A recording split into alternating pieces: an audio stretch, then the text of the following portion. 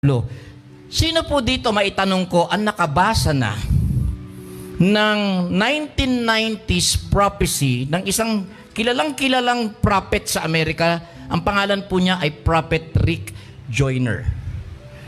Kung meron po kayong pagkakataon na masilip yan, I think kahit wala po kayong libro ngayon, dahil may social media na, pwede niyo pong ma-check. Ang pangalan po ng libro, nakasabayan, ang daming propeta noong dekada 90 because nasa Amerika po ako noong mga panahon na yon, mga minamahal. At I met most of them, not all of them, but most of them, especially yung pong mga kilalang kilala. Billy Hamon. Brother Bito, nadinig mo si Billy Hamon, di ba? Okay, dito sa Southeast Asia, kilalang kilala dito, kung di ako nagkakamali, back in the 90s, ay si Jonathan David. Nakapunta pa nga yata dito sa Iligan yun kung di ako nagkakamali. No? So those were the prophets back then. Maurice Rulo, kilala naman na po yun. But you have Billy Hamon. Then meron pa pong isa, si Sister Johnson, na gumawa po ng libro na Prepare for the Winds of Change. Yun po naman, I think ang pangalan niya is Anita Johnson. Basta ang family name is Johnson.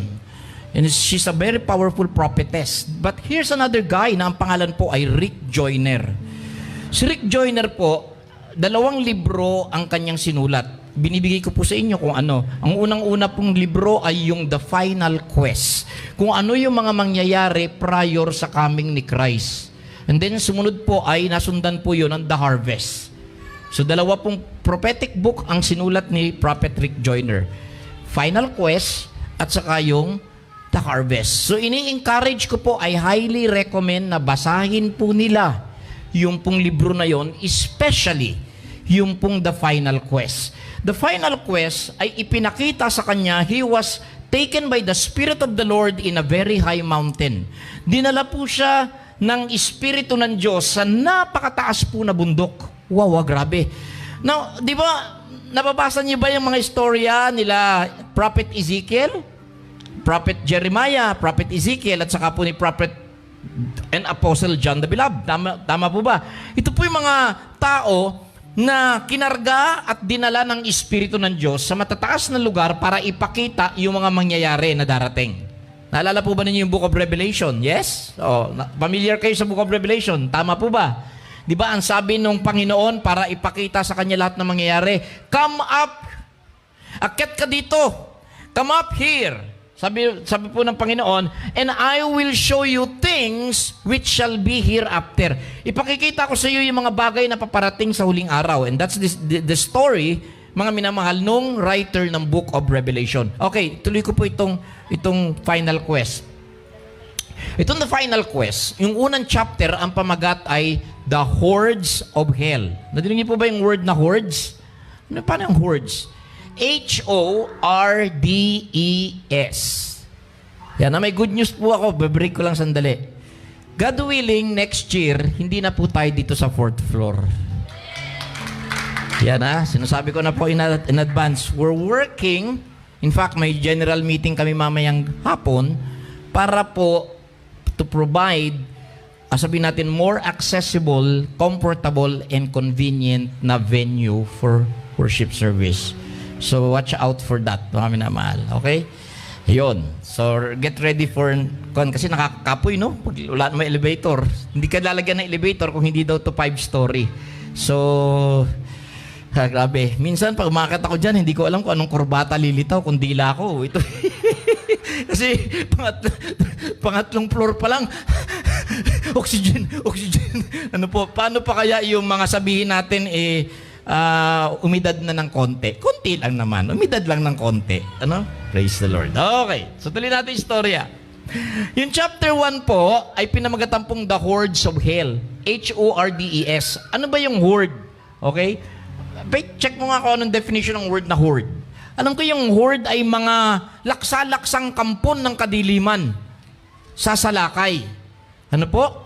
So, nakita niya na yung church ni Jesus Christ, okay, dalawa pinakita sa kanya sa mataas na bundok. Ito po I'm quoting from Prophet Rick Joyner. Brother Billy, nandiyan ka na rin lang naman.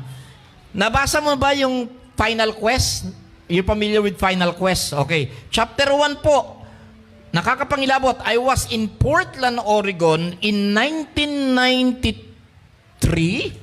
I think, 1993, bago ako pumunta ng Washington, D.C. Noon nabasa ko po ito, binigay sa akin ng mga propeta, you should read this book. This is in preparation para sa... ang nakakapangilabot po was chapter 1. Kasi nakita niya po, like in the book of Revelation, nabuksan yung bunganga ng impyerno. Grabe. Pero ba nakalagay sa Bible na mabubuksan yung bunganga ng impyerno sa book of Revelation? Yes. Anong tawag nga po doon? The bottomless pit. Hindi ko alam. Kasi sa book of Revelation, isang angel ang nagtapon ng isang... May itinapon in the spirit. Nung tumama sa lupa, nabuksan po yung gate. Now, amazing, dahil isa sa mga gates nga na yon, isa sa mga gates na maraming demonyong lalabas, ay yung ilog Euphrates. So, you can read this on the 6th trumpet at saka sa 6th vial or 6 bowls or vials. Ano po? Kasi 7 yun 7 seals, 7 trumpets, at saka 7 vials. Amazing lang po kasi the way we think or take itong mga prophecies sa Revelation ay linear. Ibig sabihin po linear, naka-slant, horizontal ba? Ang pag-take natin ng pangyayari sa Book of Revelation ay linear. Ibig sabihin pag ganito po, horizontal. Hindi o wala na nagbigay sa atin ng idea na all these things are gonna happen, mga kapatid, na para bang simultaneous on a parallel. So pag tinayo mo yung naka-slant into vertical, so you have 3 forms of judgments doon, makikita po ninyo na yung 666, which is of course, hindi yung mark lang the 6th seal, the 6th trumpet, at saka yung 6th vial, ay halos magkakatulad po. All 3 happening at the same time. So ang tawag po doon ay simultaneous. And you can that's only possible kung hindi po linear, kundi parallel. Ayan. Pag pinatayo niyong ganon, ibig sabihin gumaganon sabay-sabay. Now, of course, yung 7, 7, and 7, that will be rapture time. Kasi hindi tayo pwedeng tumalon sa 7 kung hindi tayo dadaan sa 6. Tama po ba? Hindi po ba pwedeng mag-jump ng from 4, 5, diretso sa 7. We will have to pass by the 6. So yung 6 trumpet at saka yung 6 bowl, natuyo ang ilog Euphrates. At alam niyo po ba mga minamahal, ngayon po ay tuyong-tuyo na po ang Euphrates River doon sa Iran and Iraq. Natuyo na po siya. Wow, grabe. At alam niyo, sinmula ng Hamas, yung Israel, nakialam na ng Lebanon, may prophecy din po sa Zechariah na before the terrible day of the Lord, I will make Israel, especially Jerusalem, a cup of trembling to all nations. Gagawin kong pag-uusapan at katatakutan yung mga nangyayari sa Israel sa huling araw bago ako bumalik. Pag-uusapan, titignan, papanoorin ng buong mundo ang nangyayari sa Israel at magkikreate po ng mga kilabot. Wow, grabe. So, wow, it's all happening. Nakasulat po sa Bible, it's all happening. Praise God. Ano ho? So, alam natin babalik si Christ. Pero dito po, binuksan din po, ayun, naalala po ba ninyo sa Swiss franc, binuksan din yung portal, pero hindi sinasabing binubuksan nila yung portal. Sinasabi nila, gumagawa sila ng, gumagawa sila ng simulation ng black hole. How the universe came to be. Mga minamahal. At ginawa po nila, yung tinatawag po na Large Hadron Collider. Pero magtataka po kayo, dahil doon po sa pintuan nung Large Hadron Collider na bilyon-bilyong euro, not dollar, not US dollar, but euro, ang ginastos po doon, na tumatawid po sa Switzerland at saka sa France, which happens to be na ang location ay yung sinabi sa Book of Revelation na where the throne of Satan is. Wow, May sinabi po doon, I think sa Church of Pergamos, I stand corrected, one of the 7 churches, sinabi ni Lord na, nalulungkot ako sa inyo, naawa ko sa inyo, pero sasamahan ko kayo dyan. Alam ko na kayo ay nasa lugar na kinaroroonan ng trono ni Satanas. And it so happened, when the historians, mga minamahal, and by scholars, historians, and archaeologists, nung nilocate nila yung pong lugar doon sa Pergamos siguro yun eh. Ano ho? Pa-check nga yung where the throne of Satan, where the throne of Satan is. Alam niyo po kung saan bumabagsak yung throne of Satan? Nakita po nila somewhere din doon sa border ng Switzerland at saka ng France, where the Large Hadron Collider was built. Pag pinuntahan niyo po doon, may malaking estatwa po doon ng isang Hindu god na ang pangalan ay Shiva. At si Shiva po ay Diyos ng destruction. That's the Hindu name. God of destruction of the underworld na pag pinakawala mo, He will destroy. Ano po? That's the word Shiva. At siya po ay tinatawag sa Greek na Apollyon at sa Hebrew, Abaddon. Bubuksan nila yung bottomless pit. Ako po pinapangilabutan, kinikilabutan po ako habang sinasabi ko po ito. Okay, no? Tama ba? Nasa ano? Ano nga church yan? Pergamos nga?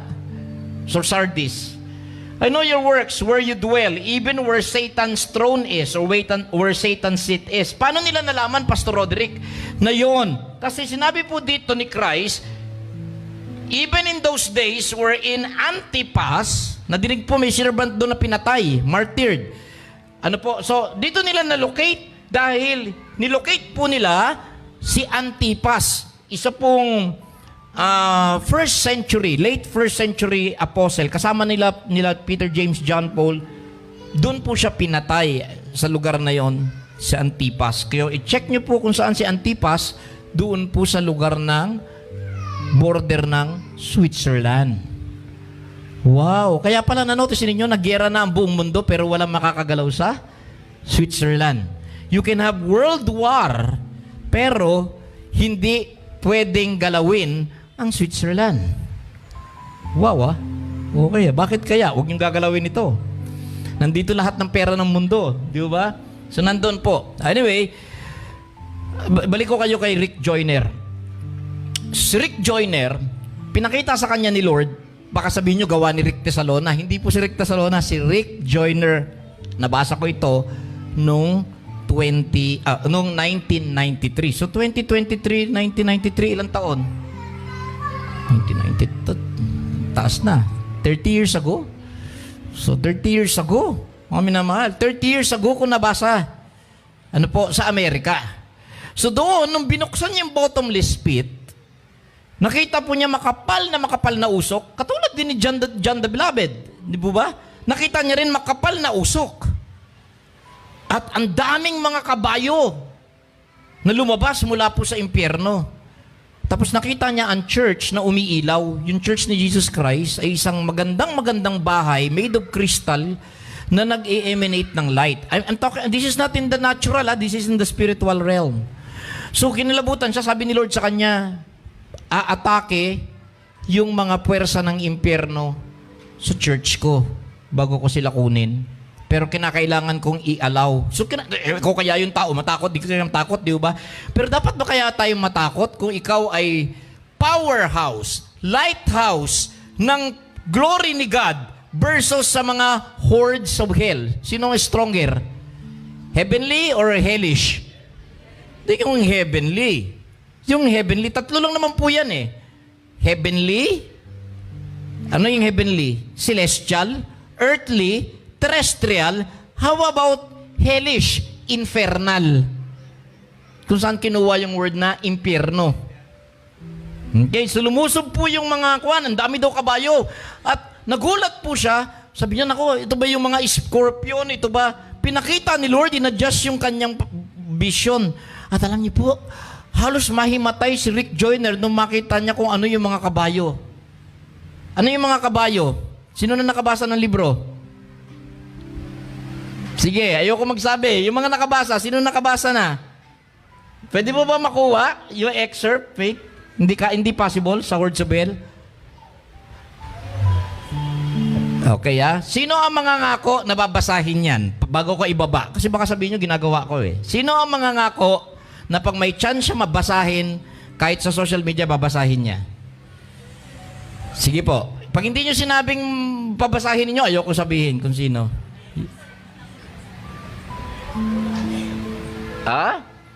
Alam niyo po kung ano yung mga kabayo na sinasakyan ng mga demonyo? Fellow Christians. Nakita mo na? Church members. Sinakyan sila ng mga galing sa hell to attack the Church of Jesus Christ. So this was in 1993. Yan, check natin kung makikita, kung maipopost po niya doon. So mga minamahal, nakakapangilabot, no, na pag hindi pala tayo nagbantay ng ating mga sarili, pwede tayo maging kabayo ng dyablo. Oh, this is not me. This was from the final quest. Ang huling atake, ang huling salakay ng kaaway. So, hindi mo makita? I-post mo daw. Baka sabihin mabuti na yung nakikita.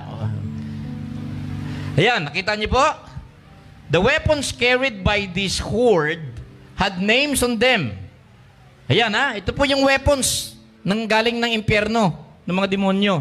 The swords were named intimidation. Ano ba yung intimidation? Pakikuan natin. Check lang natin itong prophecy bago kayo dalhin sa Ephesians saka sa Pakikuan nga po yung intimidation. Tagalog. May mga sword sila. At ang pangalan ng sword nila ay intimidation. Wala pong gusto magkuhan ng intimidation?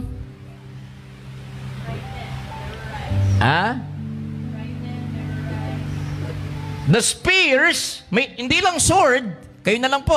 Alam niyo naman, ibig sabihin, ay nai-intimidate. I stand corrected kung tama yung Tagalog ko, ha? Parang banta. Nababantaan. When you are intimidated o ini-intimidate ka, para kang tinitreten, binabantaan. Okay? I stand corrected. Baring mali din yung Filipino translation ko. But here's the definition sa English. Intimidation is manakot, menacing, terrifying, bullying, pressuring, harassment. Yan ang sword na gagamitin ng mga hellish force na yon. Okay? Yung mga nakasakay dun sa kabayo. Yan. Tapos, hindi lang sila may sword. Now, sino po dito ang nakakaramdam ng intimidation? Rebuke that in Jesus' name. Hindi ka dapat binabantaan ng kaaway. Hindi ka dapat tinatakot ng kaaway. Hindi ka dapat pinipressure ng kaaway. Jesus Christ has already set you free. And your freedom and liberty in the Holy Spirit is forever yours as long as you abide in Christ. So hindi tayo pwedeng bantaan ng dyablo. Because greater is He that is in us than he that is in this world. Don't let that sword cut you. Isa yan, Okay. Now, meron silang sibat. Ang pangalan ng sibat nila ay treachery. Uy, Tagalog, treachery. Pilipino. Pastor church participation tayo. Traidor. Yung sibat nila ay pagtraidor. Okay, Or betrayal of trust. Deceptive action or nature. So, hindi tao to, mga minamahal. Ito po yung mga demonyo galing doon sa hell. Galing doon sa bottomless pit. Ang aatakihin nila is yung glorious church ni Jesus Christ. So, ang sword nila ay sword of intimidation at saka po spears of treachery. Yun po ang sabi.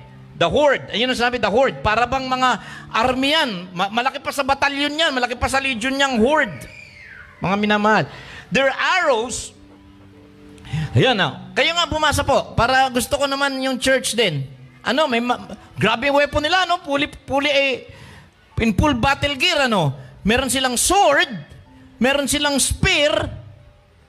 At ano po yun? Meron pa silang pana. Anong pangalan ng pana nila? Ang pana na dala nito mga galing sa impyerno ay accusations, gossip, slander, fault-finding, scouts. Ayan, and fault-finding. Ano po? Okay, kayo nga po, paulit. Hanggang dun sa may fault-finding. Para at least aware po kayo. Their arrows were name, accusations, gossip, slander, and fault-finding. Grabe. This is not Rick Casalona. This is Rick Joyner. Dinala ng Panginoon in the Spirit. At sinabi, ito ang mangyayari sa church ko bago ako bumalik. Bubuksan yung bunganga ng impyerno at lalabas yung mga kampon ng kadiliman para atakihin yung light. Pero hindi tayo dapat matakot. Bakit to? Dahil sabi ko nga, sabi ni Jesus Christ, upon this... Kanina ba nagmamalansya ako ng shirt ko, walang tigil ko pong pinapakinggan yung kanta ni Sandy Patti. Kilala niyo po si Sandy Patti? Talagang, sige po ako agulgol. Yung kanta niya ay pinamagatang Upon This Rock. Upon This Rock. Napapakuan ako. Hindi, kasi nag-i-emote na naman po ako eh. Dahil... Alam nyo, meron ba gustong kumanta ng Upon This Rock dito? Makabasag salamin po yung pitch nun. Ano po? Ang ganda eh. Ganito yung lyrics eh.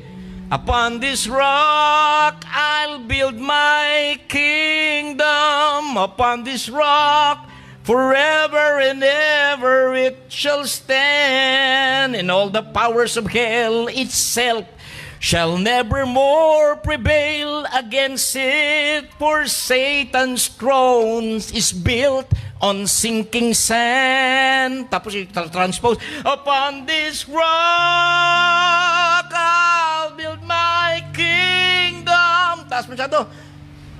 Si Mama Grace, nasaan ba yun? On this rock forever and ever it shall stand. Ayun na. Ayoko nang kantahin, baka mabasag yung mga salamin. No, wala akong ganong klaseng boses. Upon this rock, I'll build my kingdom. And on this rock, forever and ever it shall stand. Kaya kung tayo po ay na kay Jesus, I don't think na mananalo ang forces of hell against the church that Jesus Christ has founded and established on the rock of ages. Sige, i-atakin nyo ng lahat, but the gates of hell shall not, cannot, will not prevail against my church. Praise the Lord.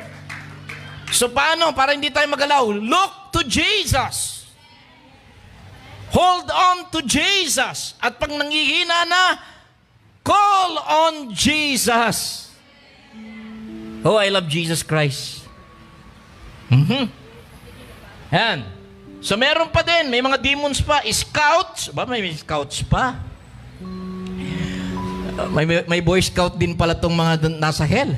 Scouts and smaller companies of demons with such names as rejection, bitterness, impatience, unforgiveness, and lust.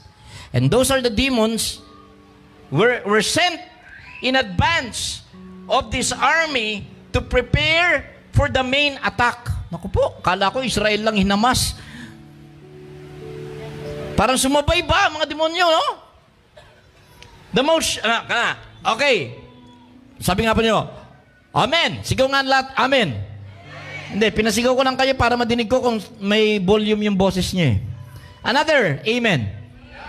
Okay, yung ganyan na volume, basahin niyo po ito. 1, 2, 3, go!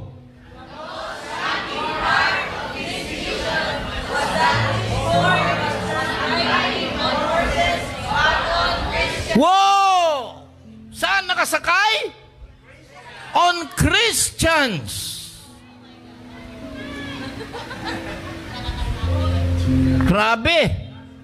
So, most of them, alright, were well-dressed, respectable, and had the appearance of being refined and educated. Ba, hindi sila mga gusgusin, ha? These, anong klaseng Christians to eh? Christian man ako, Christian man tayong lahat. May nararamdaman ba kayo nakasampay? Nakasakay? Wala naman po, Pastor. Oh, thank you, Lord. Magaang. Pag magaang ang pakiramdam mo, wala nakasakay. Amen. These were Christians who had opened themselves to the powers of darkness to such a degree that the enemy could use them and they would think they were being used of God. That's the greatest deception. And so they thought they're being used of God. Mga minamahal, kaya nga, the accuser knows that a house divided cannot stand. And this army represented his ultimate attempt to bring such complete division to the church that she would completely fall from the grace. So, period ko na muna dyan, mga minamahal. Ano po? So, I highly encourage you na I was only in my early 20s when the advance notice came from heaven through another Rick. Ang pangalan is Rick Joyner. And it's titled The Final Quest. Pero the moment na ang church ay hindi naapektuhan sa atake ng dyablo, there will be a leveling up. Hello, everyone say level up. Doon pinakita sa vision na itataas tayo ng Panginoon unti-unti, akyat, up, and away. Mga minamahal. Pero bago sa rapture, before the transformation, the authority, mararamdaman ninyo, magiging stronger ang authority ng Holy Spirit sa buhay ninyo. Ang buhay po natin ay magiging worth living for kay Jesus Christ. The meaning, so huwag tayong umalis kay Lord Jesus Christ. Siya na po yung nagsimula, bayaan natin na matapos ang buhay natin na tayo po ay nasa kanyang kamay. Serving Him with gladness and joy. Amen po? Okay. So, valid ba ito sa tingin natin? Yes. Dahil sa parable ni Jesus Christ, not all 10 virgins ay nakasalubong. May mga virgins na umiilaw yung lampara at may mga virgins na wala na suga. Wala na pong suga. Wala'y ilaw. Kaya nung dumating ang Panginoon, there was a delay. At kita tanan, na-experience natin na minsan, dugi naman, tagal na masyado. Kala ko darating na si Kristo 1988, 1999, 2000, 2012. So there was a delay. Okay, now let's check this out. Nag-pray na ba tayo? Wala pa. So mag-pray muna tayo. Sige, ito na, exciting part. Most gracious, loving Heavenly Father, we come to your glorious throne of grace at inihingi po namin ang ministry of the Word. Salamat, Holy Spirit. Salamat, Lord Jesus Christ. Salamat, Daddy God, Heavenly Father, na tinatawag po ng aming Panginoong Hesus, Abba, Father. Maraming salamat na anuman ang mga mangyayari, pinapaalam niyo po sa mga propeta ninyo many years ahead. Katulad kay Patriarch Noah, kay Patriarch Joseph, sa mga propeta, surely the Lord God will do nothing, but first, He reveals His secrets to His servants, the prophets. Salamat po na meron kaming notification page in the Spirit. Salamat na meron pong sounding the alarm in Zion. Salamat po sa word ninyo. I pray na mabless kami tanan sa mga bibitawan ninyo ng mga pulong.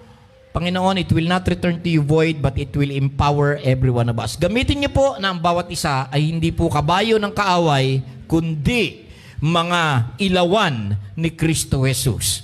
All the glory goes to you, Father, in Jesus' name. Amen. Tumatakbo na ba yung FB natin, Faith? Okay na? Okay, walang problema.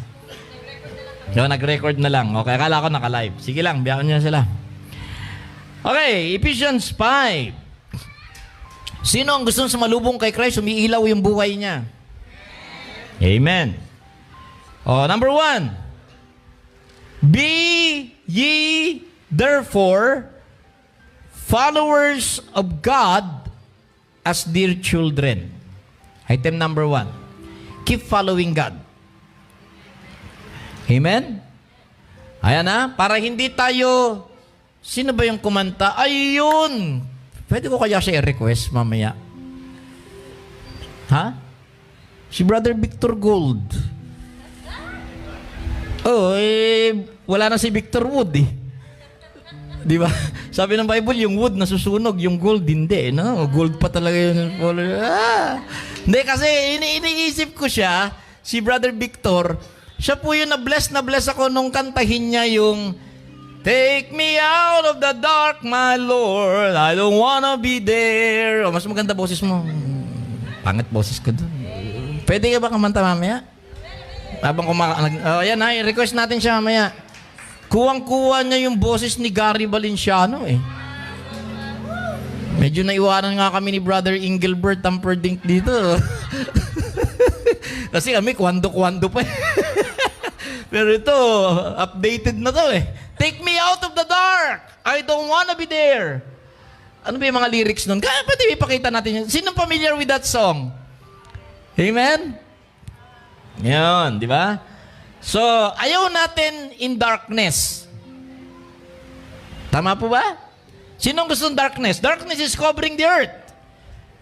There are two powerful spiritual force na i-release ng Panginoon in the last days. One, heavenly. Pangalawa, infernal. Uy, grabe no? Heavenly, infernal. Ano po? Or hellish. So doon manggagaling yung darkness. Ano po? Sa hell. Pero yung glory is coming from God. The glory of the Lord has risen upon thee. Amen? Arise, shine. Okay. Tama ba yung sinabi na by following God, you will not walk in darkness? Yes! John chapter 8 yata yun.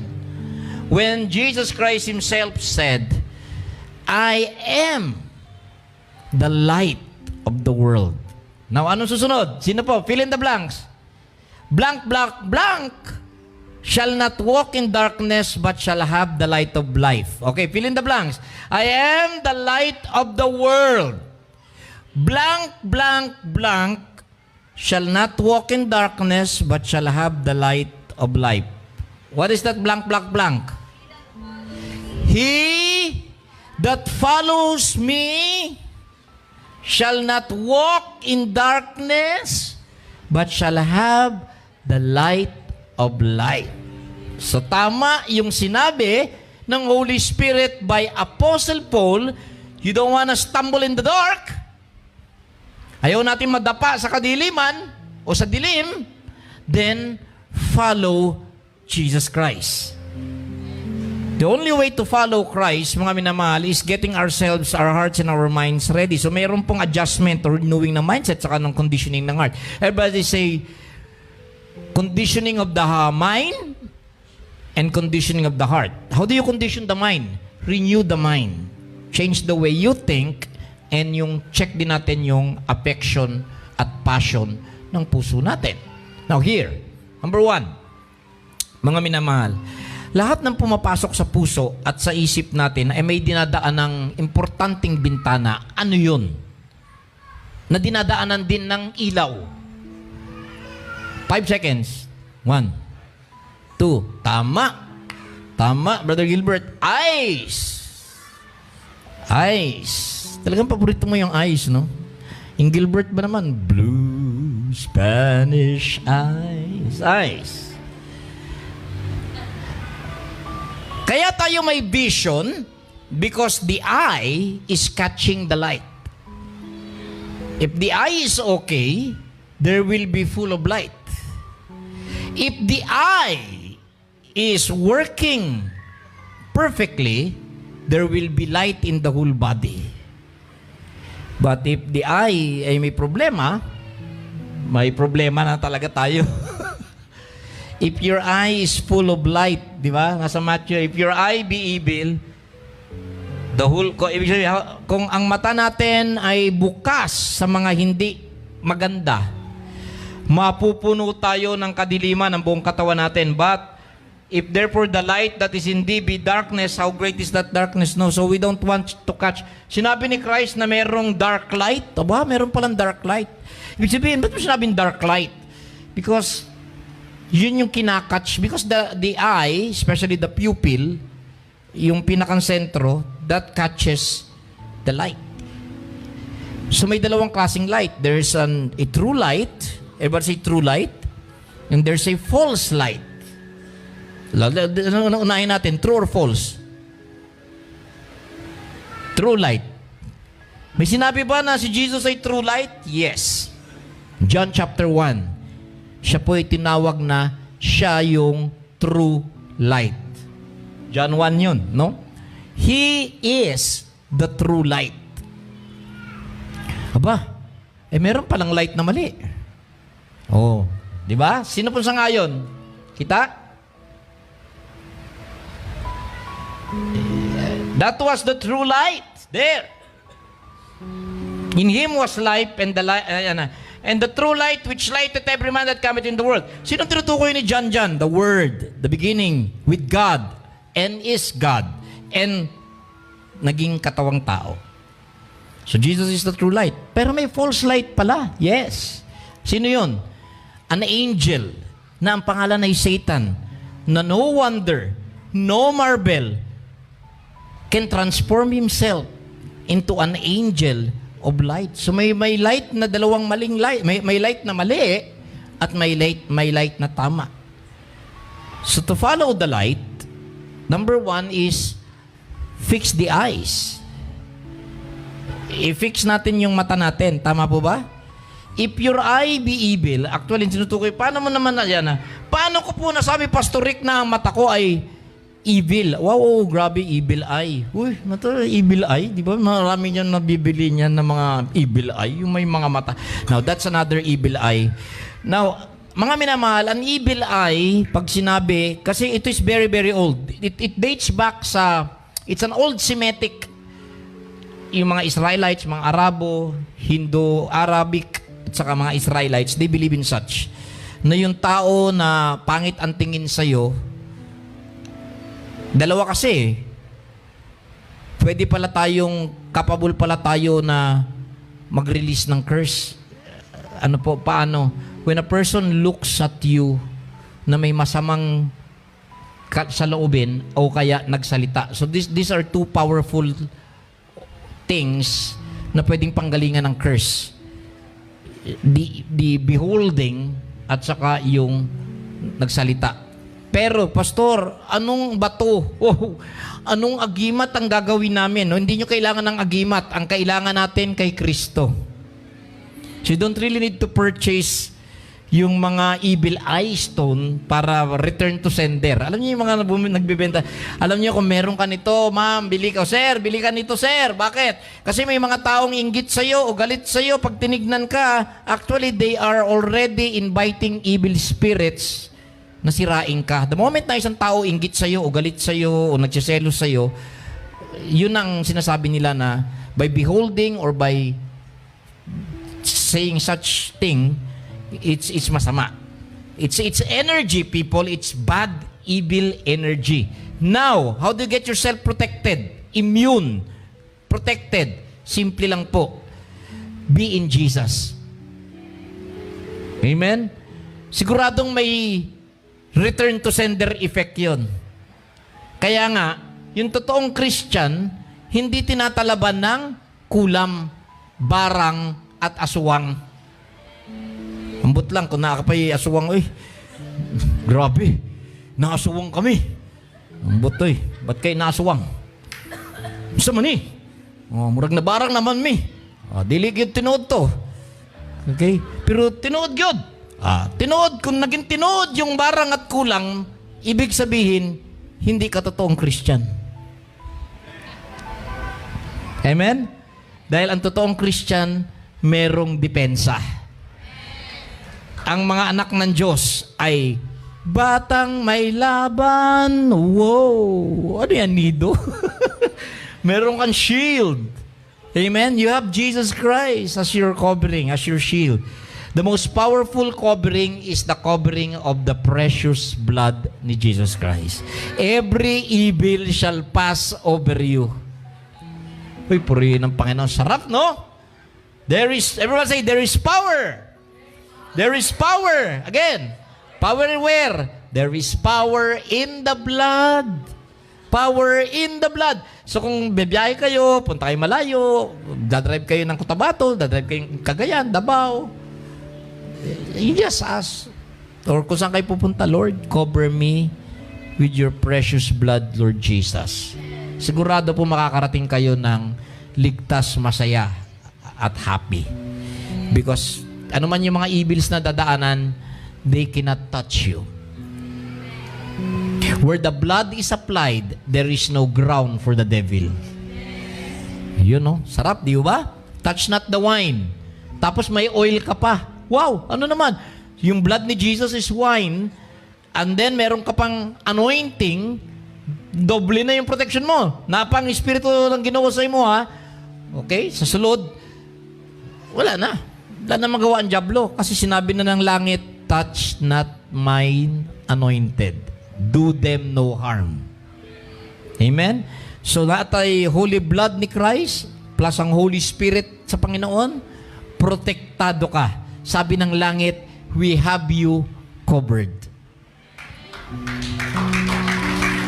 Dami niyan. Kahit wala ka agimat, kahit wala ka anting-anting, kahit wala kang 7 arkangeles. Ano mo pa yung mga angeles kung nandyan na yung Ginoo na tinuod, no? So, ibig sabihin ng if thine eye be evil, ano ibig sabihin niyan? If the eye is beholding. Actually, ang original po niyan, kung ang pinipick up ng mata natin ay mga hindi magaganda, didilim ang buhay natin. Yun po yun eh. At yung ilaw na nakuha natin, pagka ang ilaw ng ating katawan o ng mata natin ay kadiliman, naku, napakatinding kadiliman yan. Aabot yan sa mga lahat ng kanto ng isip natin at puso natin. So, prone na tayo na makagawa ng mga wrong decisions, wrong judgments. Mga minamahal, yung mga wrong decisions, wrong judgments ay resulta na merong pong dimness sa loob ng ating mga kalag. So para sure tayo sa mga decisions natin, we need to invite the light of God. Kung natay light sa Ginoo, klaro gyud kaayo, lahat ng dadaanan ko, hindi ako matatalisod. Alam niyo po, pag nadapa tayo sa dilim, simple lang naman po yung nadapa. Ibig sabihin, nagkamali tayo ng nayapakan. Amen? Anong gusto niyong klaseng dapa? Yung nadapa bumagsak. O yung hindi naman ako nadapa. O hindi nga nadapa. Pero may may nayapakan ka na para malambot. Tapos pag uwi mo sa bahay, nagdala ka ng hindi kaaya-ayang amoy. Yun ay nangyayari kung walang ilaw at hindi tinitignan ang nilalakaran. Amen po. So mahirap madapa yung mga tumitingin sa dinadaanan. Amen. Para lang simple lang yan eh. Binantaan ka, madadapa ka rin. Sasagutin nyo lang, hindi ako nadadapa. Tinitignan ko muna ang aking dinadaanan. Ganoon, di ba? Mami naman, mahirap ka madapa. Mahirap ka madapa kung titignan mo yung dadaanan mo. Pero paano ko makikita yung dadaanan ko? Simple lang, we need the Word of God. So we just follow the Word. Fix the eyes, and then, susunod po, then okay na to follow the light. Amen? Always look for Jesus. Sa eksena, sa balita, sa usapin, always look for Jesus. Dahil lahat ng mga nakagawa o nakareceive ng mga milagro sa Bible, Matthew, whether you're reading it from Matthew, Mark, Luke, and John, these people na nakareceive ng mga miracles from Ginoo, simple lang ang sagot. Because these people look for Jesus. So we look for Jesus. If we want miracles, look for Jesus. If we need breakthroughs, look for Jesus. If we want to be, mga minamahal, maging strong and victorious, look for Jesus. Amen. Okay. So, that's item number 1. Be followers of God as dear children. Teka, sandali. As dear children. Ba't tinugtungan dear children? Follow daddy. Follow Abba Father like a bata. Parang bata. Bakit follow ba ang Panginoon parang maliliit na bata? Wala ba kayo napansin? Ang sarap ng ang pinakamaganda yan, no, na ini-enjoy nila Sherry Vic, oh. Nakikita kayo mga parents dun sa likuran. Ang sarap tignan, ano? Ha? Yung bata, yung anak mo pang maliliit pa. Di ba? Tama ba ba? Maganda pag bata pa yung mga anak natin, ano? Na ibibihis natin ang gusto natin isuot sa kanila. Tayo ang pumipili. Pwede natin silang gawing doll, pwede natin silang gawing clown. Dahil yung parents ang tuwan-tuwang nagsusuot. Sana hindi ipakita ni Mama Grace yung mga picture ko nung bata ako. Na hanggang ngayon, dala ko pa rin. Bakit to? Dahil kung ano-anong mga sinusuot sa akin yan. Cowboy, Indian. Oh, dami. Cowboy, Indian, tsaka sailor. Favorite niya sailor. Kaya nung bata po ako, basta nung bata ako, cute ako. Yan lang masabi ko. Nung bata ako, nung bata ako. Ang sarap eh. Bakit to? Kasi lagi kang nakakapit sa mama mo o sa daddy mo pag bata ka. Especially pag lumabas kayo ng bahay. Ang mundo ng bata ay si mama, si mami, o si daddy, o si papa. Tama po ba? Pero pag nagiging teenager na, pag sinabi, Dad, Pa, oh, hindi kayo. Ha? Sino pala? Kausap ko sa phone. Wow, ha? May ibang papa na. Di ba? Nag-iiba na. So, di ba? Iba na. Laging, nung una, pagka working parent ka, iiyak yung bata, laging gusto, uwi ka na, ma. Uwi ka na, daddy. Pinapauwi ka na sa bahay. Laging gusto, uwi ka na sa bahay. Pero lumaki na, baliktad na. Ikaw na nagsabi, uwi na. Laging gusto, lalabas. Di ba? So, nagkaroon po ng pagbabago. Kaya nga sabi ni Apostle Paul dito, gayahin natin yung maliliit na bata pag sumunod tayo sa Panginoon, ayaw umalpas sa tatay, ayaw umalpas sa nanay. Ano po? Now, verse 2. O, yun o. Anong pinaka-strongest force? Okay. Kakanta mamaya si Brother Victor. Tingnan natin kung mapakanta natin si Brother Gilbert mamaya nito. Sunday naman yun eh. Love is a many splendid thing. Di ba mga minamahal? Walang tatalo sa love. Pinaka-powerful po yung love. What kind of love? Walk in love. Walking in Christ is walking in love. Walking, tama po ba? Hello? Sino itong mga dito gold. Nakita ko mga tao dito puro mga gold color. Praise the Lord. That's good. Anak araw. Pero dito puro mga kapuso. Puro na notice ko mga naka-red. Happy Valentine's po. Praise the Lord. Sarap din ng color red eh, di ba? Okay. Alam niyo po yung red, hindi lang naman gera yan eh. Yung negative side nun. Pero nakita nyo sa Christmas, ano ba kaya mga, ano ba? Parang may idea ako ah. Nanotice ba ninyo, tinitignan ko parang advance yung Christmas party natin ngayon.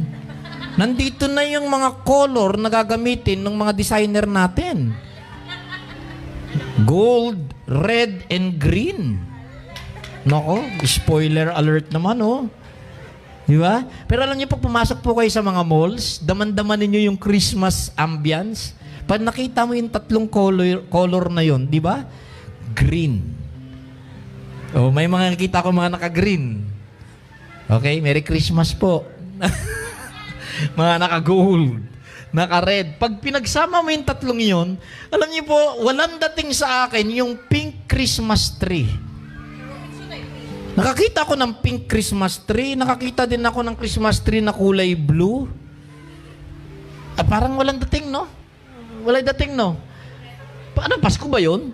Pagka may blue yung Christmas tree mo, alam ko na team song mo. I'll have a blue Christmas without you. Di ba parang feel so blue? Ito. Blue. Ayaw ng blue, mga minamahal. Ayaw ko ng blue Christmas. Gusto natin vibrant, di ba? Buhay. Great. Oh, green. Iba talaga yung green eh. Alam niyo po yung green? Pagsasanib puwersa po na, ano ba nagsanib puwersa sa green? Nagsama po ang tubig at apoy. Oh, araw is yellow, Then, samahan mo yung yellow, itimpla mo sa blue, ang labas green. So because meron pong sunlight at merong water, ang resulta is life. Wow, praise the Lord. Amen? So mabuhay po tayong lahat. Ayun, ha? So walk in love. Kahit ano man ang mangyari, love. Love pa rin. Amen? Wala amen, ha? Alam niyo, mas madaling mag-love kesa magalit. Tama? Yan ko ay sample. Pag kami galit sa'yo, pinatulan mo, masama ang nangyayari. Ganito po yun. Nung unang 100 taon ng church, napakarami pong apostles ang ikinalat ni Christ para i-preach ang good news ng Ginoo. One of the apostles ay in-approach ng isang agnostic, galit na agnostic. He was cursing, he was talaga lahat ng mga masasakit na salita. Stop preaching, kana. Lahat nagyud na mga pangit na salita ibinato sa kanya.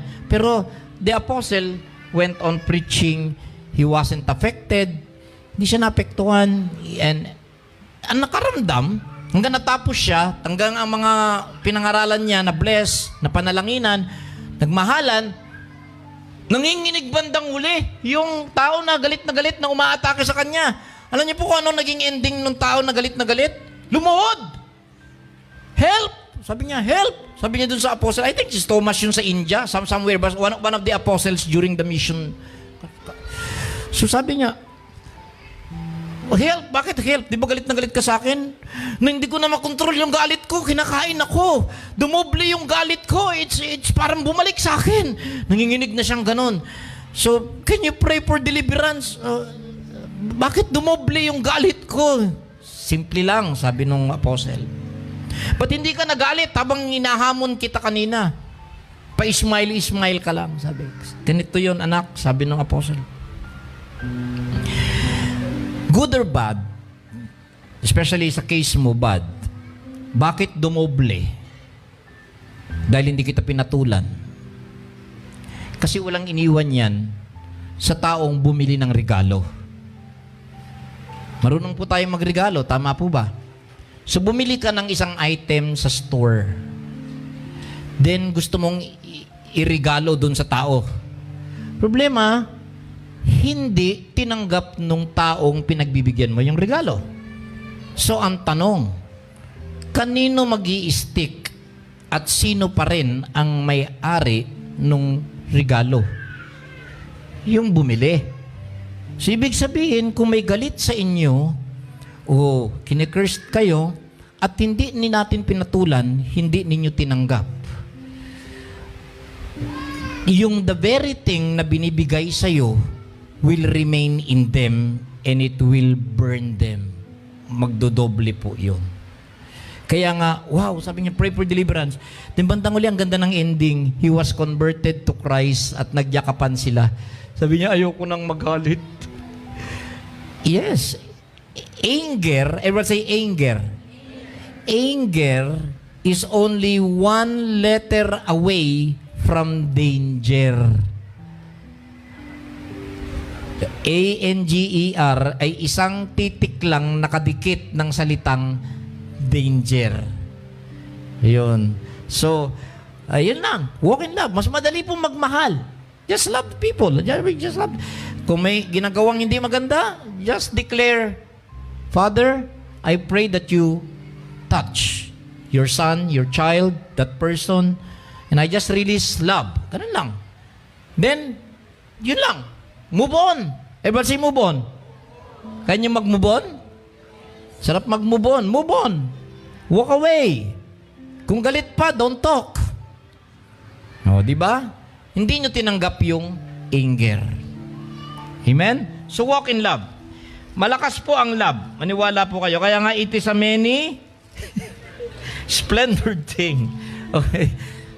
Walk in love as Christ also has loved us and has given. Ito po yung mga magpapailaw sa buhay natin. Now, ito yung mga warnings, ano? Nasa verse 3 hanggang nasa verse 5. Pero I'm not going to talk on the warnings. I'm going to talk on how to get oil, how to pump oil doon sa buhay natin. One is having our eyes fixed on Jesus so we can follow the light. Number 2 is having our hearts filled with love. Just go on. Keep moving. Keep moving. Alam niyo po, ang tubig na flowing ay buhay, pero ang tubig na stagnant, umistap ang flow, bumabaho at tinitirahan ng mga germs. So, ang buhay ng tao is always in constant motion. So, the heart should always be flowing. Ano naaalala niyo? Kahapon o yung bukas?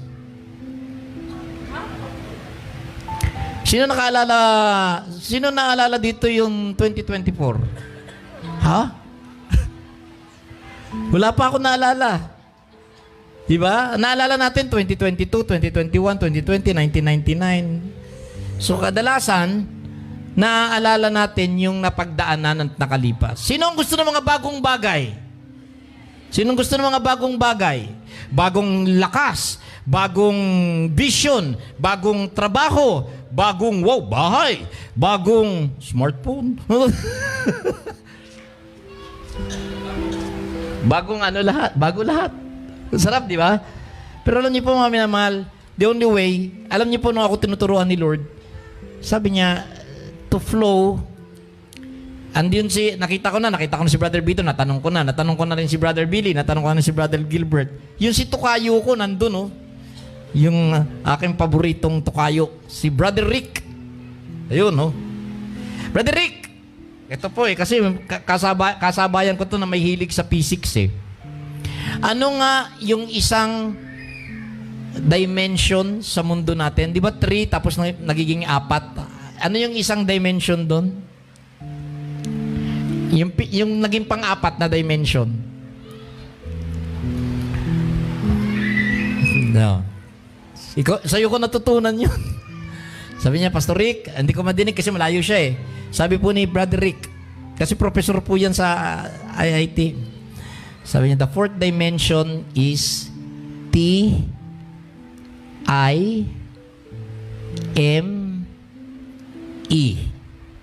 What is that? Time. Tama po. Ang isang dimension ay time. You have space, matter. Tama, time, space, and matter. Okay, the fourth yata is light, no? Yung sinabi niya, light. Now, at any rate, time is one of the dimension. Now, tingnan po natin are we going with the flow or are we, tingnan lang natin, saan ang progreso? Saan ang direksyon ng progreso? Forward, backwards? Forward. So, gusto ba natin mag-grow? So, ang growth ay paakyat. Either paakyat or either diagonal pero hindi pababa, paakyat. It can be diagonal. It can be right, it can be acute or obtuse, basta paakyat. Now here, people. Sister Pete, check mo nga sa Bible kung may sinasabi. Kasi to be continued na lang po ito To be continued itong Ephesians. How to get our lives burning with the light of God. So mga minamahal, may sinabi ba dyan, Pete, ang Panginoon, nakalimutan na ang former things? Yun, no? Kanina, bukod kay Sandy Pati, si Sandy Pati, kasama ko sa pamalamalan siya. Si Martin Nistrom, tama ba yung apelyidan? Martin Nistrom. 4 yung album niya sa Integrity Osana eh. Yung siya kumatang Times of Refreshing. Ang ganda-ganda ng album ni Marty, no po?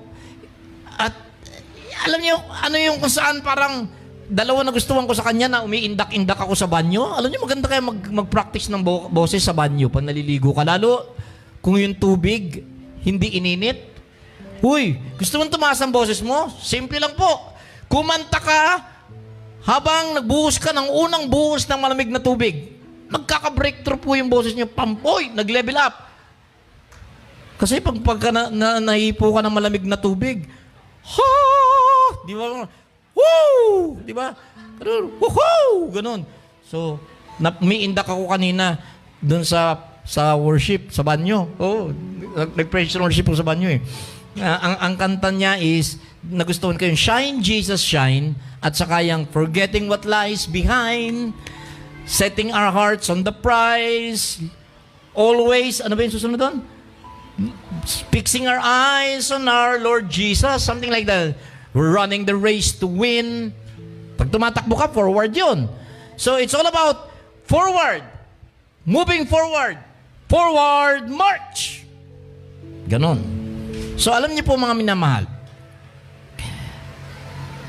pag nasa highway at dala mo ang sasakyan, anong gear naka-shift yung stick? I mean, if you're driving manual or automatic, normally, pag nasa highway po kayo, high-speed highway, para marating yung destination nyo, nasaan yung gear? Nandun po ba sa letter R? Naku po. Diyos ko, wag mong gagawin sa highway yun. Hindi papasok, no? At saka, hindi ka makakapasok sa highway. Bukod sa hindi papasok, bago ka makapasok sa highway, kinakailangan wala ka na sa R. Ano po yung R? Reverse. Alam ko yung reverse, ginagawa lang pag parking. Di ba? Di ba mas marami tayong time moving forward kesa parking? So, ibig sabihin, kung aalalahanin natin yung mga nakalipas, hindi ko binabawal, pero konti lang pag magpa-park ka lang. Pero if we want to achieve at makarating doon sa new things ng Panginoon, dapat yung direction natin is always moving. Dito ko po ito kasi close. When the Spirit of the Lord spoke to me, sabi niya, don't go against the flow. Alam niyo po, may isang bagay na nangyari sa akin na nagpawala ng lahat ng sakit at sama ng loob sa puso ko kahit anong gawin ng tao. Nung sabihan ako ni Lord ng ganito, anak kita, opo, prayer mo, thy will be done, opo, naniniwala ka ba na I am in control of everything? Opo. So lahat na nangyayari sa buhay mo, ito ang iisipin mo. Ako ang may gawa nun. So nung naisip ko, wow, talagang grabe yung, yes. So ngayon, pag may mga pangit na nangyayari sa buhay ko, hindi na po ako tawag dyan? Nagmumukmuk, nagsasour graping ba tawag doon? Or nagmumukmuk ng maaasim na kalamansi doon sa isang sulok? Hindi. Niisip ko po lahat ng bagay. Thank you, Lord. Bakit to? Ikaw ang may gawa nun. Amen? May nagtanong sa inyo na, bakit may pangit na nangyari sa buhay mo? Bakit may gawa ni Lord yun. Si Lord ang may gawa. Bakit? Simple lang po. May purpose ang Panginoon. And we can never know. We may not fully understand the whole purpose of God. But one thing for sure, double G yun. God's glory and our good. It's for our good. It's for His glory. So we give Him thanks for everything. In everything give thanks, for this is the will of God in Christ Jesus concerning you. So di ba masarap tanggapin ang lahat ng bagay pag sinabi ni Lord, ako may gawa. So pag siya ang gumagawa, then, hindi mo natatanungin na, alam niyo ba ginagawa niyo? Nakakaya naman sabihin kay Lord na, alam mo ba ginagawa mo, Lord? Hindi. Kundi, boldly, tinetestimony na lang natin, may ginagawa ang Diyos. And God knows what He's doing. And we just rest in God. Now, ito ang sinabi ni Lord sa akin. Closing na po ito, closing na. Ayan na. Ayan, this sickness is not unto death, but for the glory of God. The glory of God, okay? Nakita mo na yung remember not the former things, yung sinabi ng Panginoon. Na-post mo kanina? Oh, yun. Remember ye not the former things. Huwag nyo nang isipin pa yung mga nakalipas. Neither consider the things of old. I mean, it's in Isaiah 43, it's Isaiah the last chapter, it's in Revelation, it's everywhere. Mga minamahal, it's an Isaiah, many times binanggit sa Isaiah at binanggit din po sa Book of Revelation. Gumagawa ako ng bago. May ginagawa ako na bago. So ito sinabi sa akin ni Lord. In moving on. In moving on, sinabi ni Lord sa akin to, personal ko. Tinanong niya ako, saan nakapoint ang arrow of time? Ano na next year? 2022. Ano bukas? Saturday po. Ha? Teka, hindi. Di ba? Ano next month? October, Pastor. Aba, ano nangyari? Nasira na ang planeta natin. Papaatras yata. Tapos, ang ganda, kada kita natin, 10 years na tayo nandito pa rin. Alam mo, taon-taon, linggo-linggo, bumabata ka. Ay, kasi umaatras yung time. Pero nakakatakot. Time lang kaya ang aatras? Mahirap yun. Ayoko mangyari yun na bumaliktad ang ikot ng mundo. Bakit po? Sipin ninyo lahat ng ginawa natin, babalik. Yung lakad natin, paatras. Tama po ba? Yung lakad natin, paatras. Tapos ang action natin yan, yung towel na tinutuyo natin, balik natin yung towel, basang-basa, tapos parang ni-reverse mo. Tapos ang pinakamasama, wag na po ninyong isipin pa, inaidumi mo na, bumalik ulit. Tapos, pag akit doon, we don't want to do that. We don't want that to happen. Tama po ba? So, ayaw natin ang reverse. Gusto niya i-reverse ni Lord yung ikot ng mundo? Naku po, parang ayaw ko yata. Ayaw ko yata. Kasi pag ni-reverse po yun, it is going to be a real messy, abnormal reality. So sabi ng Panginoon, saan naka-forward yung arrow of time? Saan nakaturo yung direction ng time? Forward. Go with the flow. If time ay pointing forward, your life should be following that direction. You don't prepare for the past. You only remember it and learn from it. But you prepare for what's ahead. You get excited. You make ready. Kasi may paparating. Yung mga hindi pa nangyari, paparating. Ano nangyari? Kung ina-expect mo na mamayang gabi or may dinner or Christmas, may paparating kayong bisita.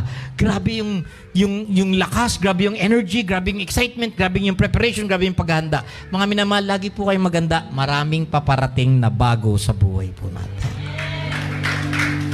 So follow the arrow of time. Sabi ni Lord, follow the arrow of time. Okay, pansamantala ko pong winawakasan dito. Kasi bakit mo nasabi na, Pastor Roderick, yung Ephesians 5, kaya ko pang habulin yung 5 minutes, pang-conclude lang.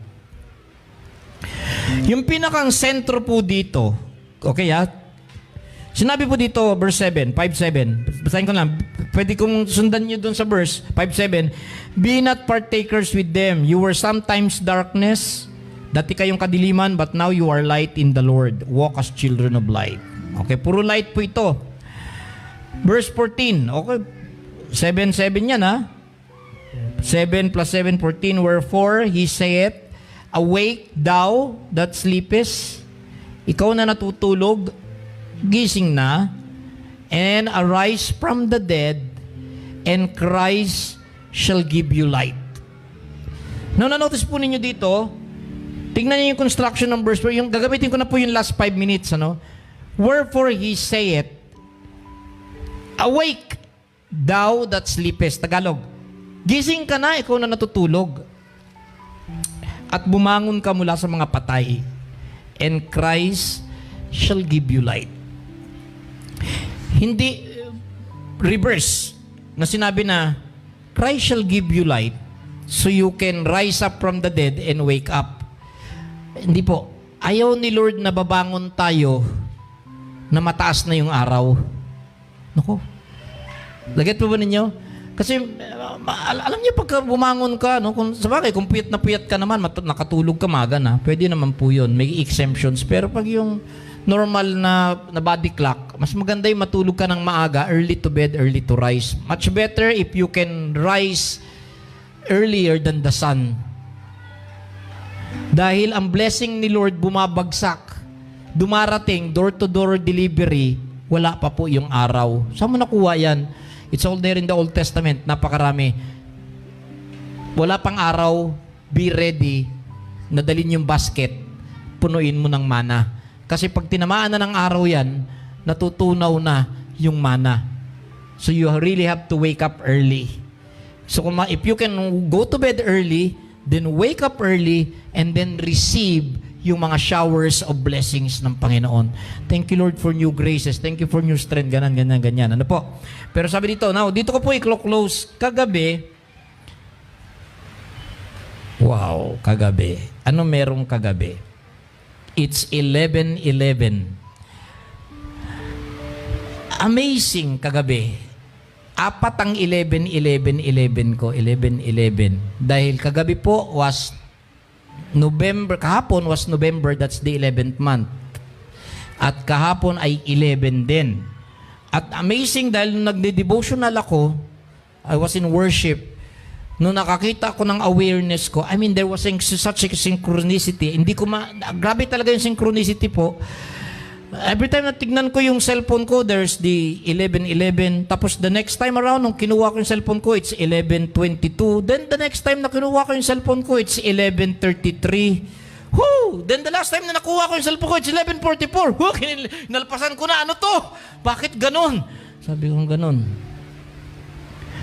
And this phenomenon is called synchronicity.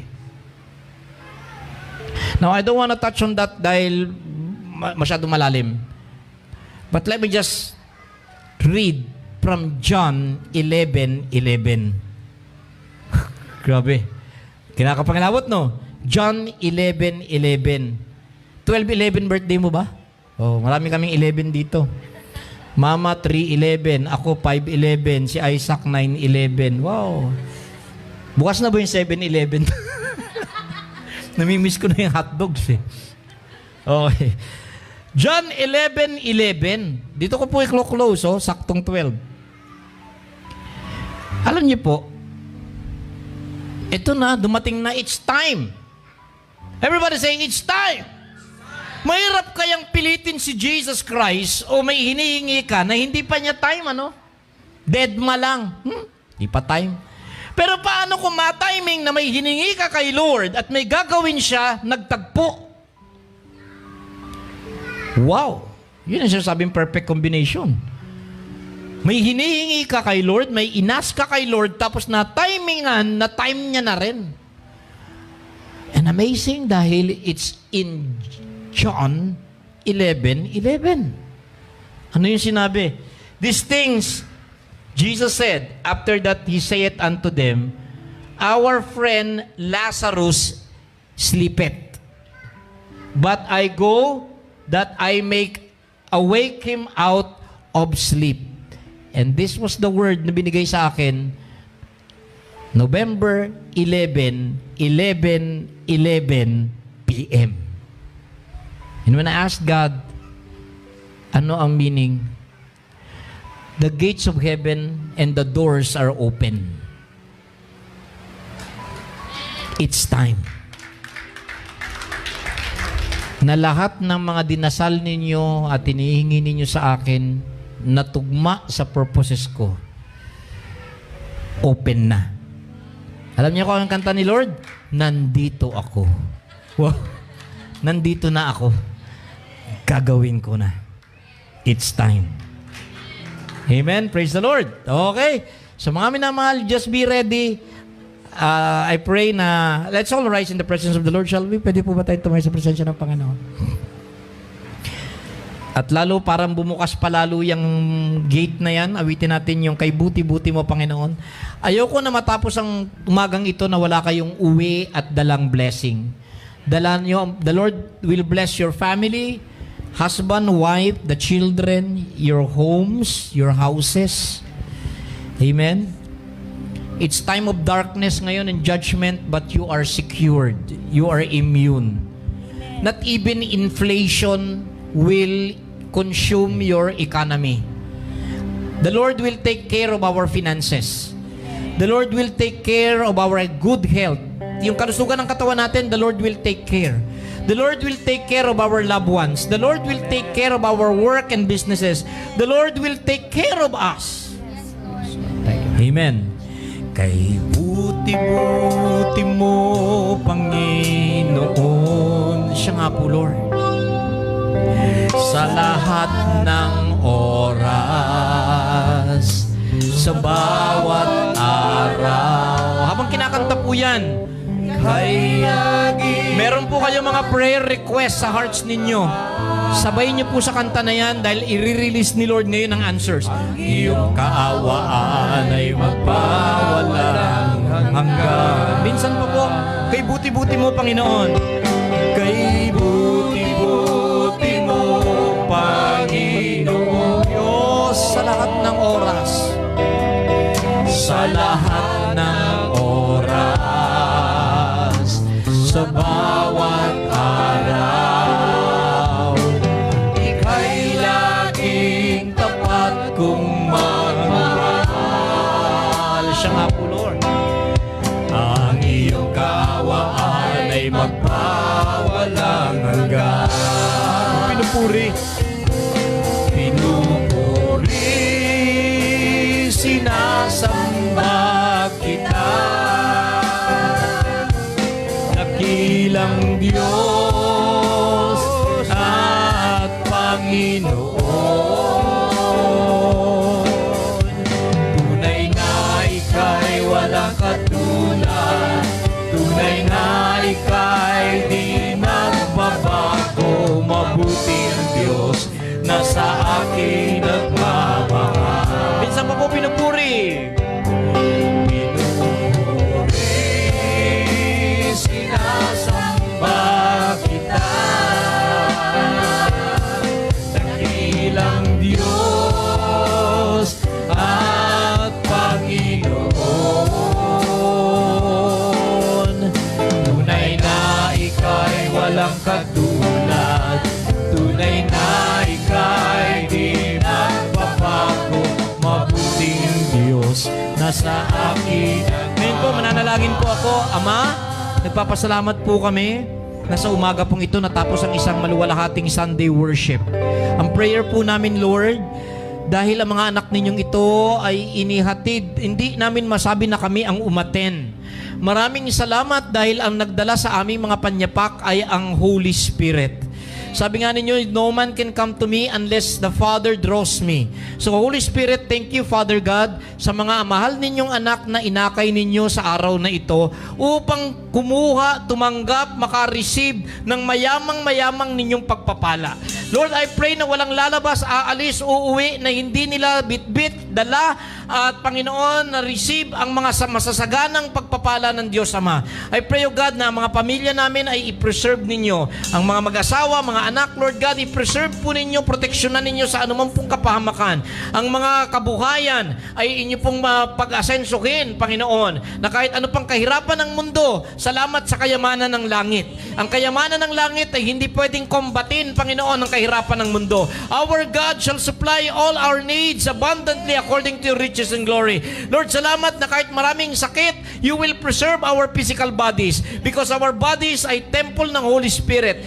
Ma-enjoy nila ang malusog at malakas na pangangatawan na wala pong mga pain, Panginoon, at mga diseases and illnesses. Maraming salamat, Lord, at I pray na itong bagong linggo, bagong buwan, bagong taon, hanggang sa pagbabalik ni Kristo, kami po ay mapuno ng pagmamahal, mapuno ng pag-asa, ng kaliwanagan. All the glory goes to you, Father, in Jesus' name, and God's people will say, Amen and amen and amen. God bless you po. We love you and good morning.